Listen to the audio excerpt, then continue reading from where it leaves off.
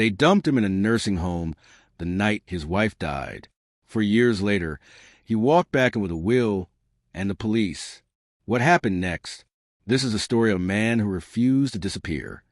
Before we dive in, hit subscribe and like, because stories like this remind us it's never too late to fight back. Don't forget to turn on notifications. The abandonment. The rain tapped against the van's windows like impatient fingers. Cliff Malone sat slumped in his wheelchair, the weight of the day pressing down on his bones. His hands, one strong enough to rebuild an engine, now trembled in his lap. Not just from the Parkinson's, but from a quiet fury burning inside him. They had buried Sarah that morning, his wife of 48 years, the woman who had held his hand through war zones, through the loss of their son, through every hard mile life had thrown at them. Gone in the blink of an eye. A stroke, the doctor had said. Quick, painless. But there was nothing painless about the hollow space she left behind. And now, as the van turned into the parking lot of Cedar Ridge Nursing Home, Cliff realized the truth. He was being discarded. His daughter, Lisa, sat in the front passenger seat, her manicured nails tapping against her phone screen. She hadn't cried at the funeral. Not once. Beside her, Derek, her husband, gripped the steering wheel with the same smug confidence he carried into every boardroom. Cliff had never trusted him. The van rolled to a stop. "You'll be comfortable here, Dad," Lisa said, finally turning to look at him. Her smile was tight, rehearsed. "They have activities. Bingo nights." Cliff said nothing. He didn't trust his voice. Derek swung open the side door and unfolded Cliff's wheelchair with the efficiency of a man who couldn't wait to be rid of a problem. The cold air hit Cliff's face as he was wheeled toward the entrance, the automatic doors sliding open with a sigh. The lobby smelled like bleach and something worse, desperation maybe, the kind of place where people came to be forgotten. A nurse with tired eyes and a name tag that read Maria greeted them. "Mr. Malone, we have your room ready." Lisa handed over a folder, medical records, insurance paperwork, the bureaucratic evidence of surrender. Cliff kept his gaze fixed ahead, but his ears caught the low murmur between Derek and Lisa as they followed Maria down the hallway. "He'll never last a year," Derek muttered. "The will's already handled." Cliff's stomach twisted. The room was small. A narrow bed, a window looking out onto a parking lot, a plastic chair. Maria helped transfer him from the wheelchair to the bed, her touch gentler than he expected. Lisa lingered in the doorway. "We'll come visit soon, okay?" Cliff knew a lie when he heard one. The moment they left, the silence rushed in, thick and suffocating. He stared at the ceiling, his mind racing. The will. Sarah's will. Their real will. The one they'd signed together in Attorney Russo's office, leaving everything to the veterans' charity in their son's name. The one Lisa and Derek had no idea existed. A soft knock interrupted his thoughts. Maria stepped back in, holding a plastic cup of water. She set it on the bedside table, then hesitated. "You're not like the others they dump here," she said quietly. Cliff met her gaze. She reached into her scrubs pocket and pulled out a small notepad and pen. "Write down what you remember," she said, pressing them into his hand, "before it's too late." Then she was gone, the door clicking shut behind her. Cliff's fingers tightened around the pen. They thought he was broken. They were wrong. The hidden will. The days at Cedar Ridge blurred together in a haze of medication schedules and the distant chatter of daytime television. Cliff kept the notepad tucked beneath his mattress, filling its pages with shaky handwriting. Whenever the room was empty, names, dates, the exact wording of the will Sarah had insisted they make after their son's flag-draped casket was lowered into the ground. "Not for us," she'd said, pressing her forehead to his in that way she did, when the world felt too heavy. For him. The charity's name stared back at him from the paper. The Michael Malone Veterans Outreach. His boy's legacy, reduced to a line in a document Lisa and Derek were determined to erase. Maria became his silent ally. She brought him extra pens when it shook too badly to write. She accidentally left the door ajar during staff shifts so he could hear the nurses gossip about which families never visited, which residents cried at night. And one evening, as she adjusted his pillows, she slid a battered business card onto his nightstand. Anthony Russo, attorney at law. The card was creased, the phone number smudged. Cliff didn't ask how she'd gotten it.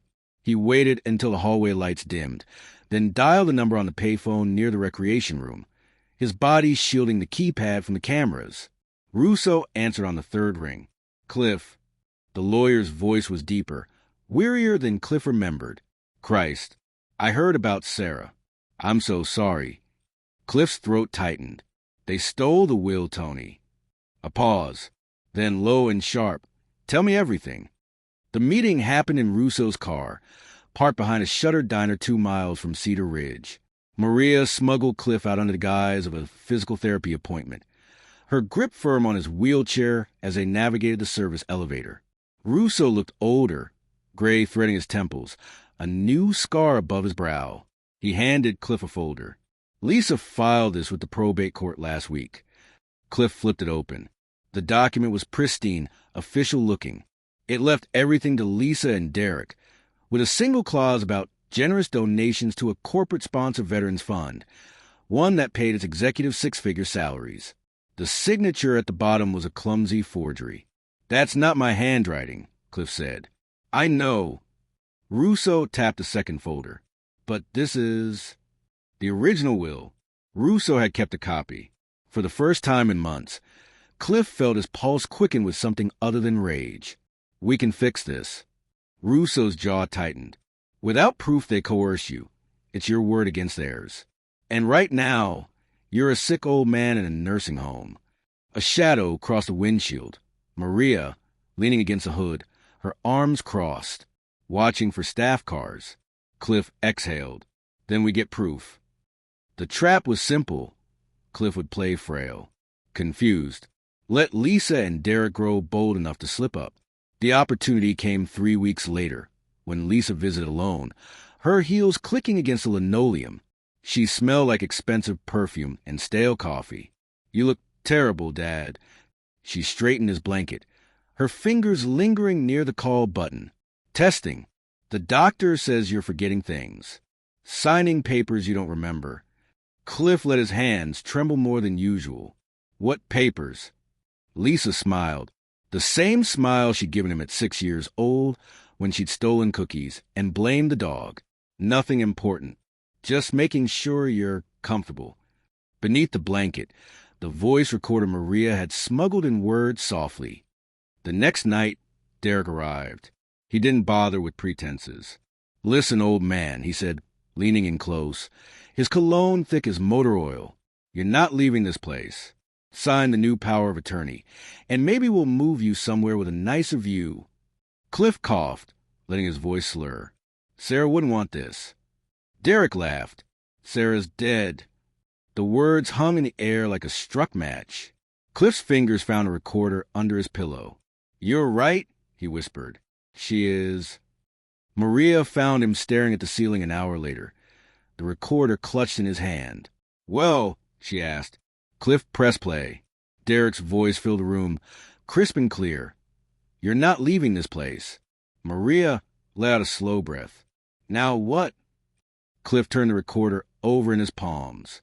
Now, he said, we call the police. The escape. The recorder felt like a live wire in Cliff's hands. He had played Derek's confession 3 times already, each repetition tightening the knot of determination in his chest. Maria stood by the door, her ear pressed against the thin wood, listening for any footsteps in the hallway. We need to move fast, she whispered. If they suspect you have this. Cliff nodded. He knew better than anyone how quickly things could disappear in a place like Cedar Ridge. Papers got lost. Medications were misplaced. And inconvenient residents? They had a way of slipping into silence. The plan was simple but dangerous. Maria had a cousin who worked the night shift at St. Mary's Hospital across town. If Cliff could get there, he could use their phone to call Russo and the police without Cedar Ridge's staff intercepting the call. But first, he had to get out. 10:47 p.m.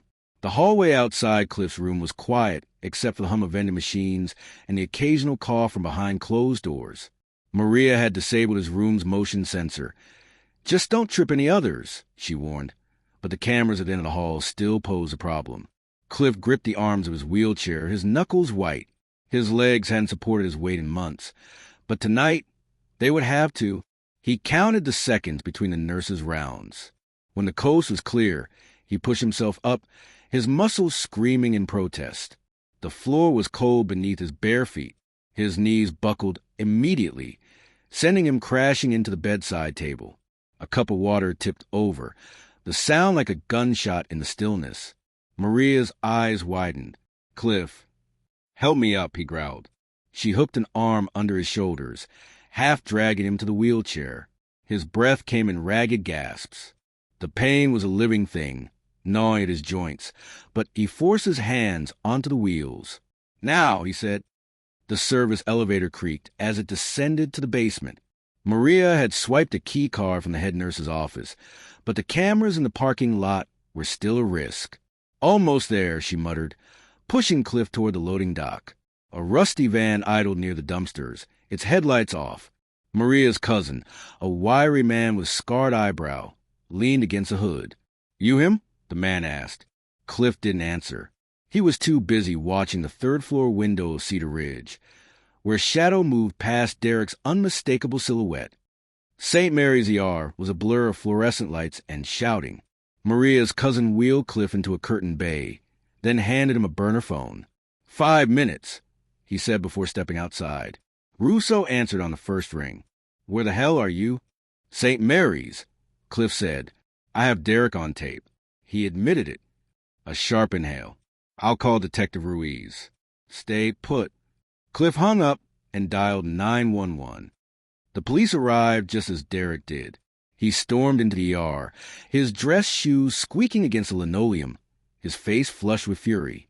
"What the hell are you doing?" he hissed, grabbing Cliff's wheelchair. "You're coming back to Cedar Ridge." "Now!" Cliff smiled.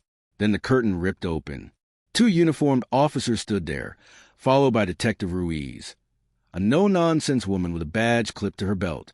Behind her, Russo held up a file. "Mr. Malone," Ruiz said, "we'd like to ask you some questions about your son-in-law." Derek's grip on the wheelchair loosened. His mouth opened, then closed. Cliff reached into his robe pocket and pressed play on the recorder. Derek's voice filled the room, crisp and damning. "You're not leaving this place." Epilogue hook. Back at Cedar Ridge the next morning, Cliff packed his few belongings.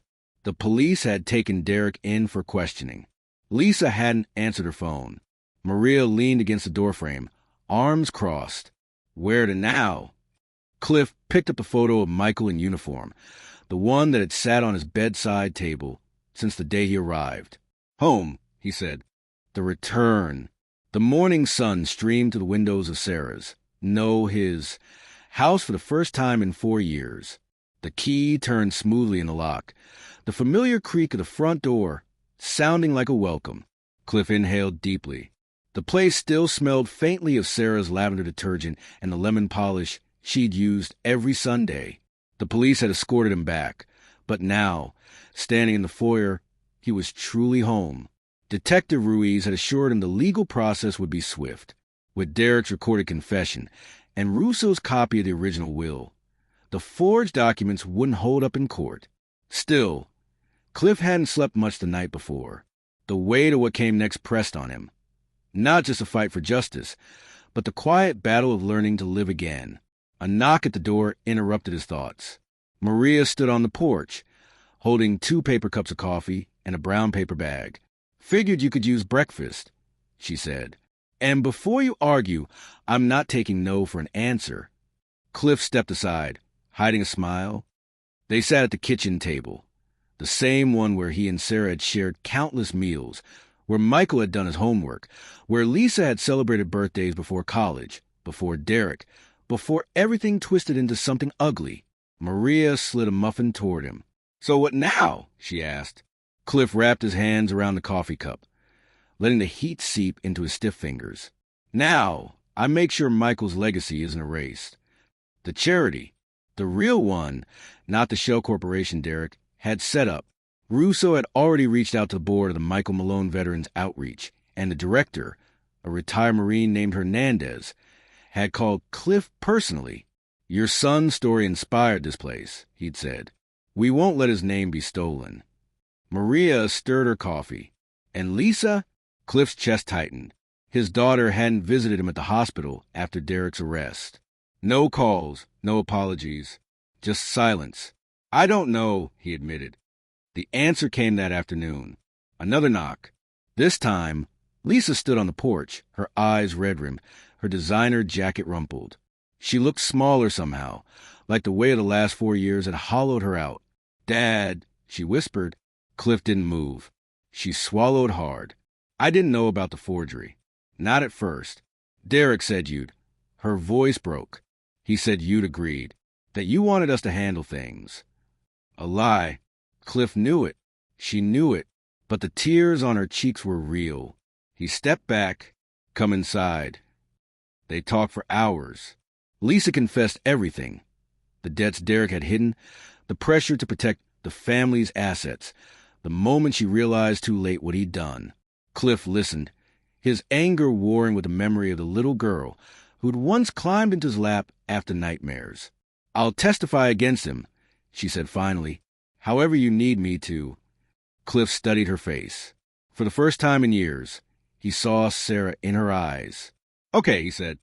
1 month later, the headline in the local paper read, Local businessman charged with elder abuse fraud. Derek's trial would drag on for months, but the charity was safe. The house was his again. And Lisa? She'd started showing up every Sunday with groceries and hesitant smiles. Cliff sat on the back porch, a letter in his hands. It was from a young veteran named Torres, one of the first recipients of the charity's new housing grant. Your son's legacy gave me a second chance, it read. I won't waste it. Maria's car pulled into the driveway. She waved a bag of takeout. You hungry? Cliff tucked the letter into his pocket and stood. His knees didn't shake this time. Yeah, he said. I am. If this story reminded you that it's never too late to fight for what's right, hit like and subscribe for more real-life tales of courage. Who should our next story be about? A teacher who changed a town? A veteran who rebuilt his life? Comment below and turn on notifications so you don't miss it.